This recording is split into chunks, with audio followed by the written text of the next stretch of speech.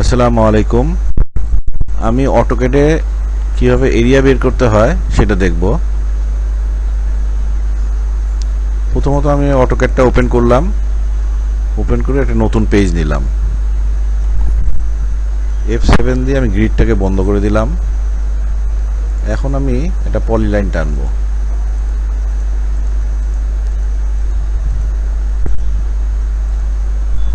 এই পলিলাইনটাকে আমি সিলেক্ট করে এরিয়াটা দিয়ে মডিফাই গিয়ে প্রপার্টিতে যাব।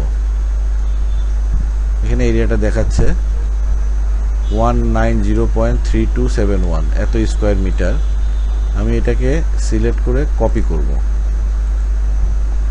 আমার এক্সেলে একটা ফাইল করা আছে,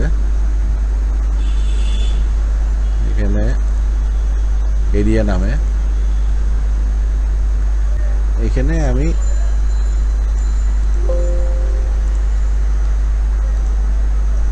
মুছে দিলাম এটাকে, এখানে আমি পেস্ট করে দিব। পেস্ট করে দিলে স্কোয়ার মিটার ছিল 190, এটাকে স্কোয়ার ফিট, ডেসিমেল, কাঠা, বিঘা, একর, হেক্টর হয়ে গেল। এইভাবে আমরা এরিয়া বের করতে পারি। ধন্যবাদ।